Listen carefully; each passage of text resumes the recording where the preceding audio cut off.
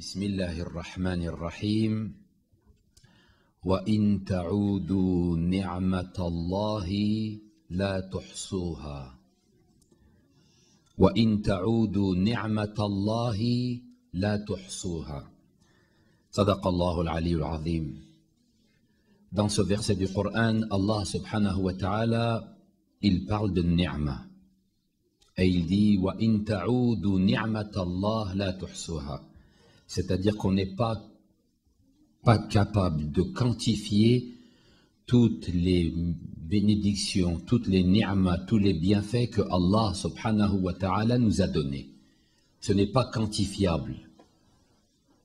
Si chacun d'entre nous, il réfléchit à tout ce que Allah subhanahu wa ta'ala lui a octroyé comme bienfait, il ne peut pas se souvenir et il ne peut pas écrire tout ce que Allah subhanahu wa ta'ala lui a donné.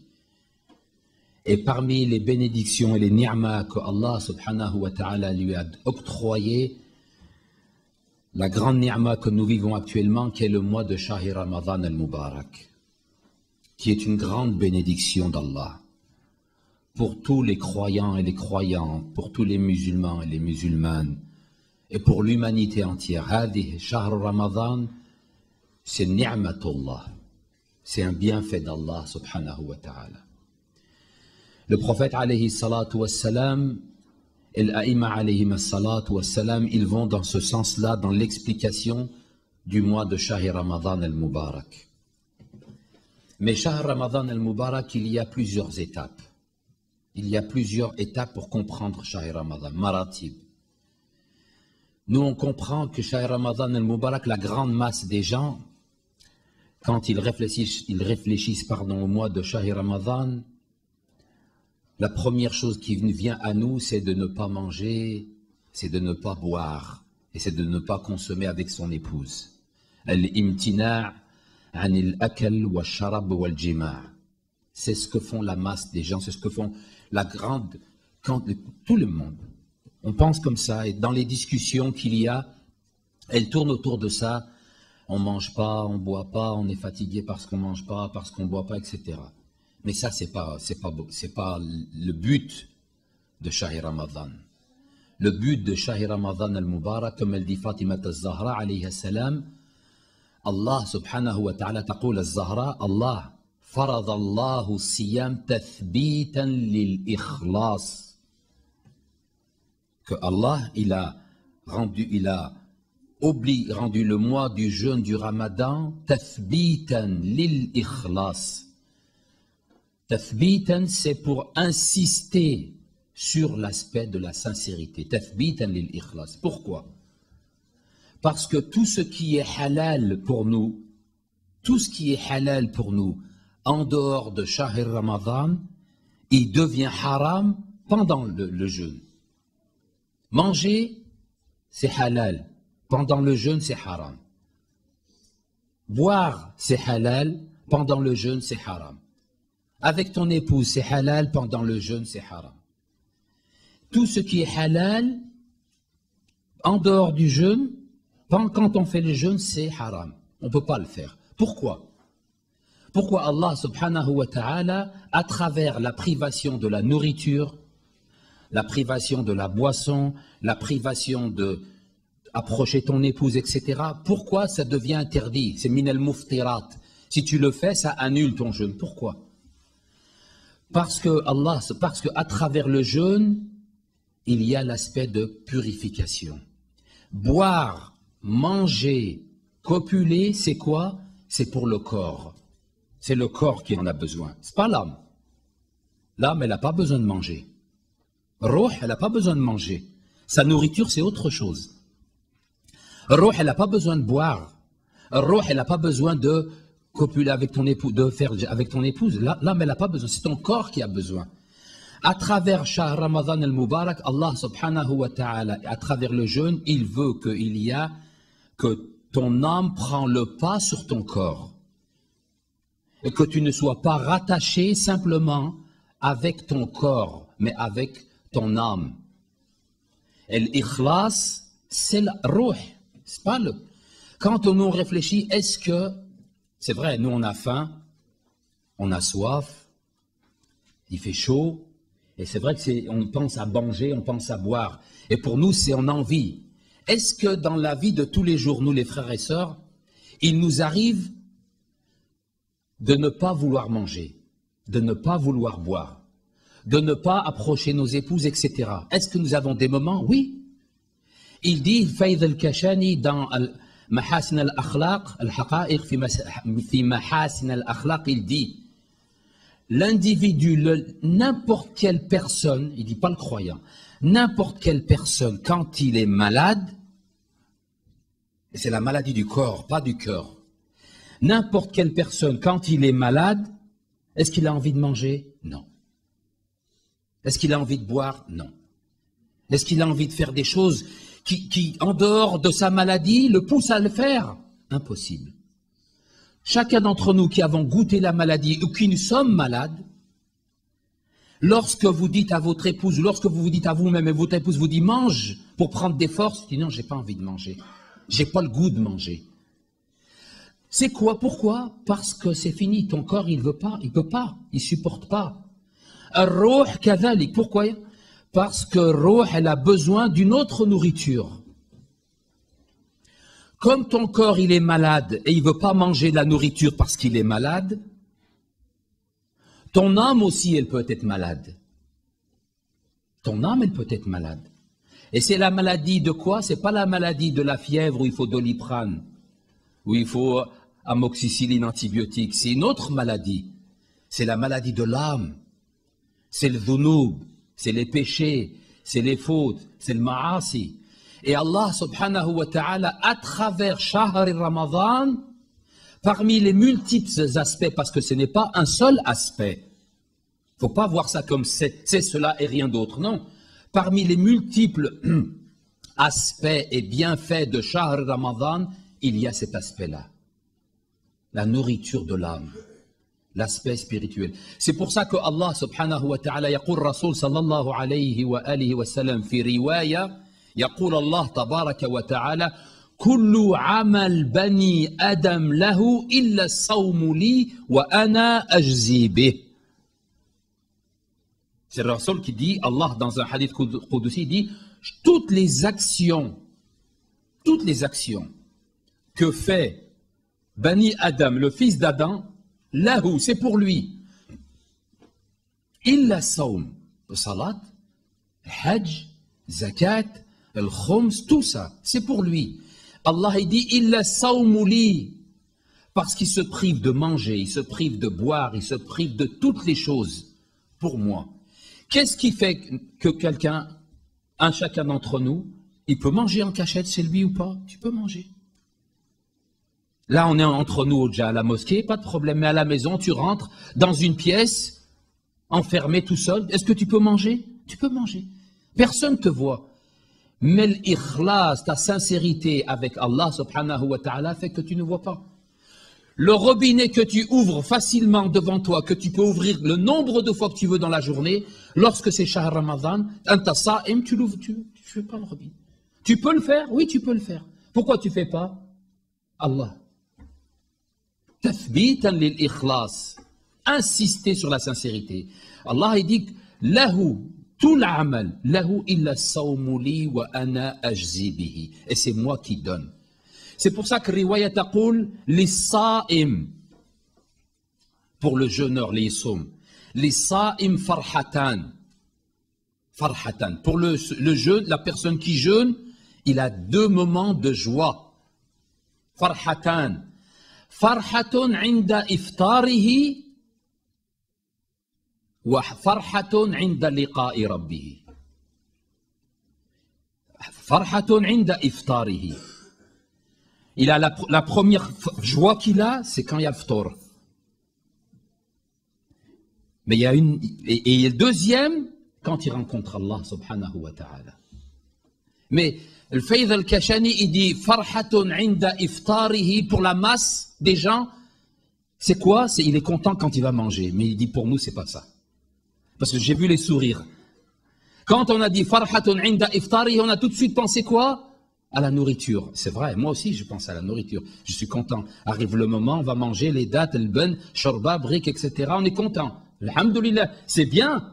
Mais il dit, lui, c'est pas ça, le hadith du prophète.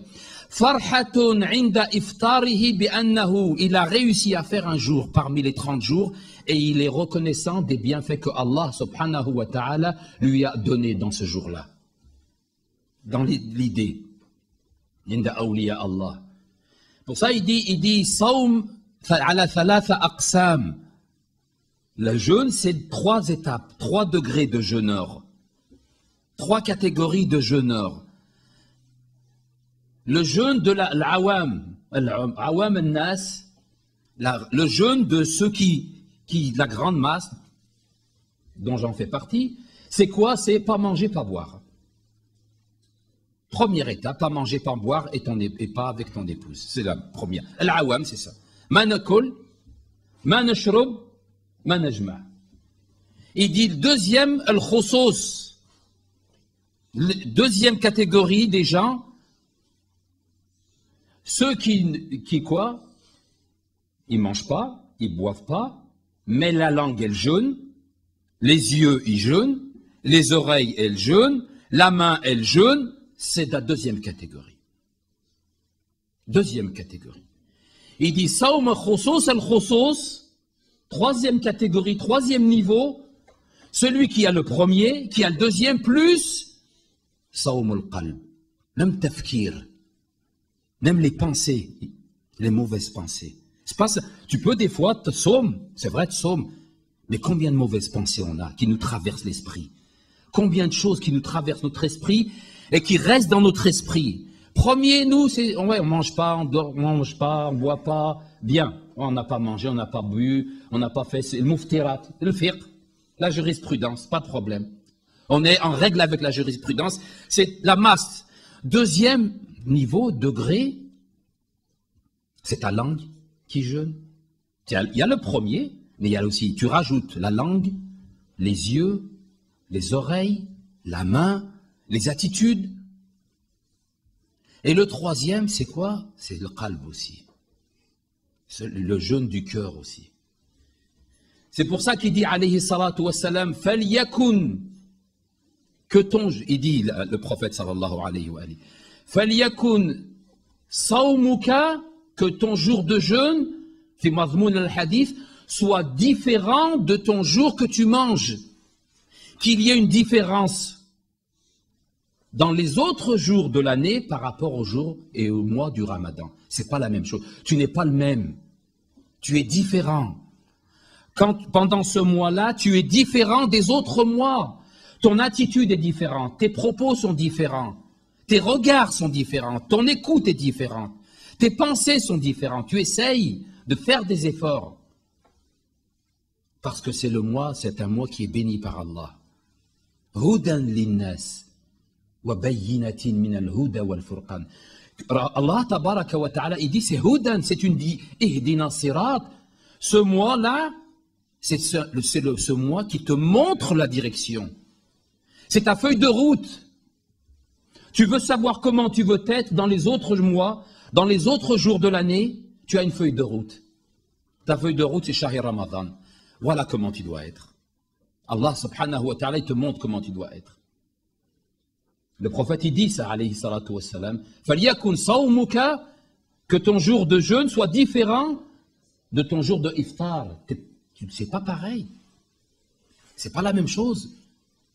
شهر رمضان الذي أنزل فيه القرآن هدى للناس وبينة من الهدى والفرقان.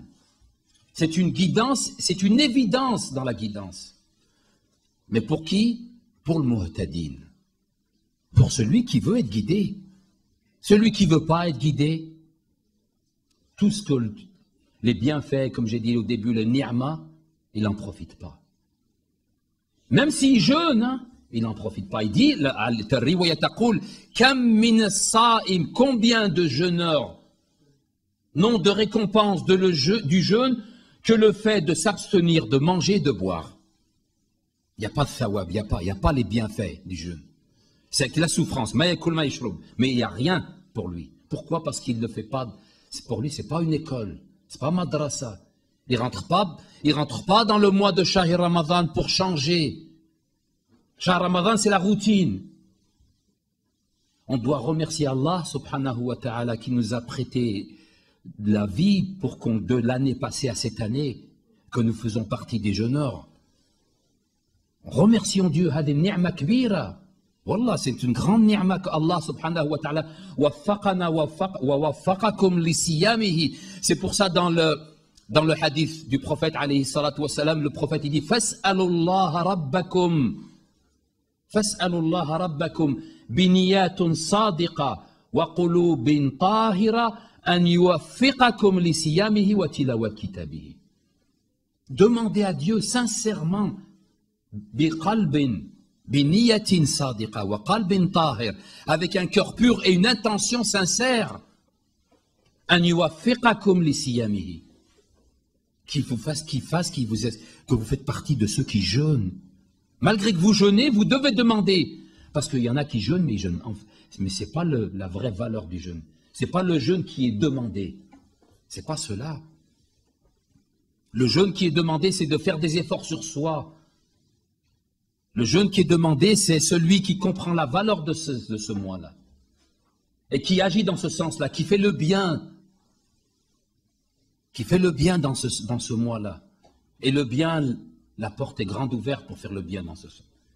Il y a un bien personnel et il y a un bien social. Faire le bien pour toi, faire le bien aussi pour les autres.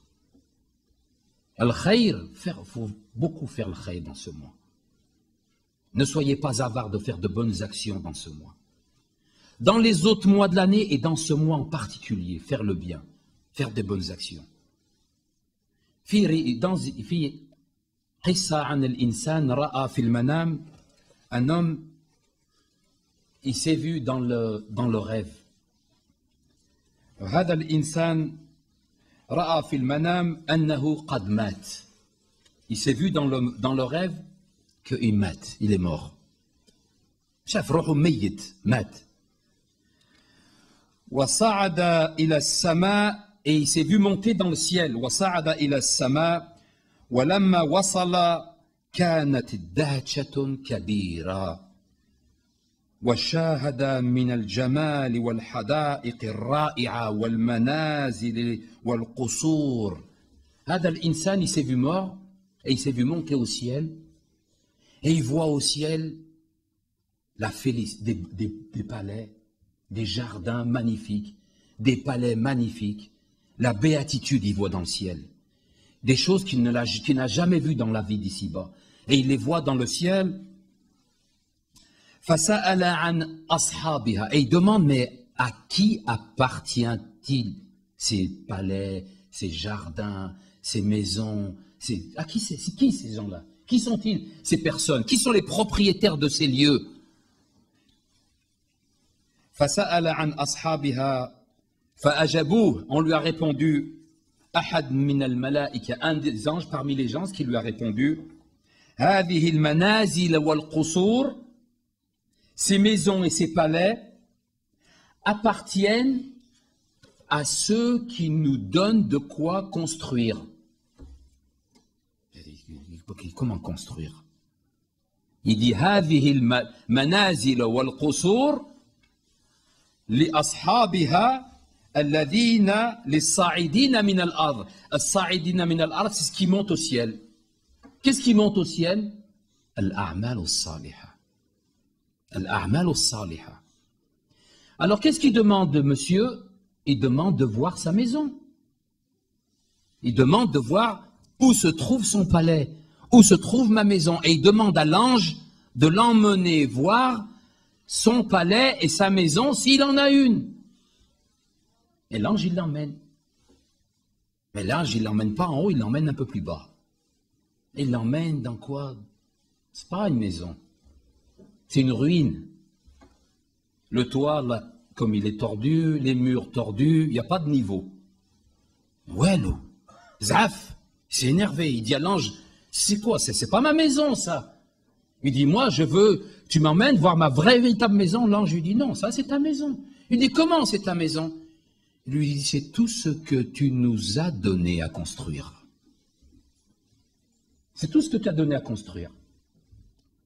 Il lui dit, nous, de dunya, qu'est-ce qui fait qui construit les qusur, les maisons? C'est l'a'mal al-saliha.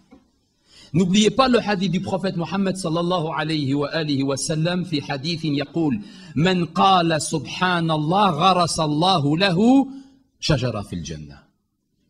Celui qui dit subhanallah, Dieu il plante un arbre au paradis. Shajara fil jannah pour toi. Quand tu dis subhanallah, subhanallah, yani, c'est le khayr. Subhanallah, c'est amal al-salih. C'est avec ça que tu construis. تقول سبحان الله تقول ذكر الله الله سبحانه وتعالى يبني لك يغرس لك شجرة في الجنة. Le compagnon il dit إذن يا رسول الله أشجارنا في الجنة لكثيرة. Nous avons beaucoup d'arbres, nous avons des forêts au paradis. Le prophète il dit إياكم أن ترسلوا إليها نيرانا فتحرقها. Mais oui, vous avez des forêts au paradis. Oui, vous plantez des arbres. Mais combien de fois vous brûlez ce que vous avez planté? Combien de fois ce que vous avez planté vous-même, vous le brûlez? À cause de quoi? Vous savez à cause de quoi on brûle? À cause de nous. On plante, on brûle. On construit, on détruit. On vous construit des maisons au paradis et quelque temps après on les détruit. Mais ce n'est pas la faute de l'ange, c'est la faute de nous. Al-Rasul sallallahu alayhi wa alihi dit, qu'est-ce qu'il dit pour la construction? Il dit, Man bana masjidan lillah, bana Allahu lahu qasran fil jannah. On construit pour vous. Une mosquée, c'est pas khayr, c'est khayr. Il dit, celui qui construit une mosquée, qui participe à la construction d'une mosquée, on lui construit quoi? Un paradis, un palais au paradis. C'est grâce à l'a'mal al-saliha. L'a'mal, Allah subhanahu wa ta'ala, il veut de ces croyants-là qui fassent le bien. Et ce bien, vous le trouvez demain. C'est demain que tu trouves. C'est pour ça qu'il ne faut pas être avare de faire le bien. Surtout en ce mois, le mois sacré de Shahir Ramadan al-Mubarak. Le bien pour vous-même, soyez assidus avec vos prières, soyez stricts avec vos engagements avec le Shahir Ramadan al-Mubarak et le bien autour de vous. Approche de vous, à côté de vous. Vos voisins, vos amis, vos familles, vos frères, vos sœurs. Soyez attentifs pendant ce mois Shahir Ramadan al-Mubarak. Le prophète, il dit, alayhi salatu wassalam, en parlant de ce mois, Shahir Ramadan al-Mubarak, il dit, هذا الشهر من أكبر نعمة, il dit, هذه الأيام أفضل الأيام, وهذه الليالي أفضل الليالي, أفضل الساعات. Meilleur des temps, la nuit, la journée, les heures, les minutes, les secondes. Est-ce que tu trouves une bénédiction mieux que ce que dit le prophète alayhi salatu wassalam, anfasukum fihi tasbih. Anfasukum fihi tasbih. Qu'est-ce que c'est anfasukum, les frères? C'est votre et les sœurs, votre respiration. Est-ce que c'est pas ni'ma? Est-ce que c'est pas un cadeau d'Allah? Chaque respiration est une forme de glorification d'Allah lorsque vous êtes en état de jeûne.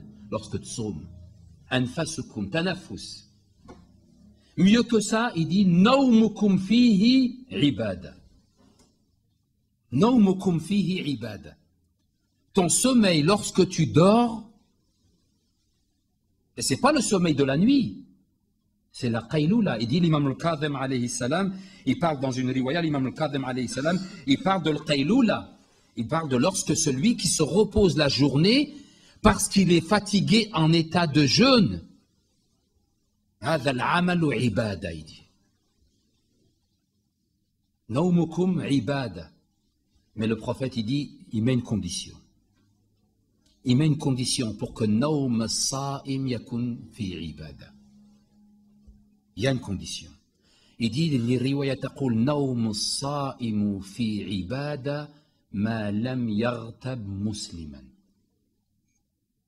Il dit le jeûne, la personne qui jeûne, qui dort, qui se repose, il est en état d'adoration à condition qu'il ne fait pas la médisance. Qu'il n'a pas commis la médisance. Si tu commets la médisance, tu peux dormir toute la journée, tu n'as pas de thawab. Ça ne marche pas. Condition, il faut faire attention. Profitez de ce mois, les frères et sœurs. Hada shahr Ramadan, shahrullah. Meilleur nom que tu peux donner, meilleur attribut et nom que tu peux donner à ce mois, c'est le mois de Dieu. C'est que vous êtes invités. Shahrun du'itum fihi ila dhiyafatillah. Vous êtes les invités d'Allah subhanahu wa ta'ala. Soyez dignes de cette invitation et soyez prêts à recevoir l'invité. Que l'invité il frappe à votre porte et vous puissiez l'entendre et lui ouvrir pour le faire rentrer chez vous. Qu'il ne reste pas dehors. Que cet invité, Shahr Ramadan, frappe à notre porte et reste dehors parce qu'on ne l'entend pas, parce qu'on ne le sent pas, parce qu'on ne le ressent pas, parce qu'on est loin.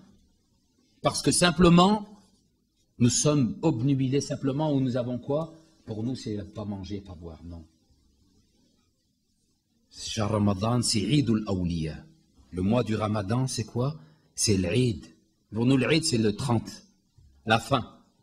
Là, c'est la fin, on fait Eid, on est content. Eid kum Mubarak, kul am wa antum bi khayr. Pour Awliya Allah, chaque jour, c'est Eid. Chaque jour de ce jour-là, de ce mois-là, c'est Eid. Parce que connaissent la valeur. نسأل الله سبحانه وتعالى أن يجعلنا من الذين يستمعون القول فيتبعون أحسنه. اللهم اهدنا فيمن هديت وعافنا فيمن عافيت وتولنا فيمن توليت وبارك لنا فيما أعطيت وقنا شر ما قضيت فإنك تقضي ولا يقضى عليك إنه لا يذل من وليت ولا يعز من عديت تباركت ربنا وتعاليت. يا رب وفقنا لصيام شهر رمضان المبارك. اللهم وفقنا لصيامه وتلاوة كتابك يا الله واجعلنا من المؤمنين الملتزمين في هذا الشهر العظيم. اللهم صل على محمد وآل محمد وكن لوليك الحجة ابن الحسن صلواتك عليه وعلى آبائه في هذه الساعة وفي كل الساعة وليا وحافظا وقائدا وناصرا ودليلا وعينا حتى تسكنه أرضك طوعا وتمتعه فيها طويلا برحمتك يا أرحم الراحمين. وصل اللهم على سيدنا محمد وآله الطاهرين. اللهم صل على محمد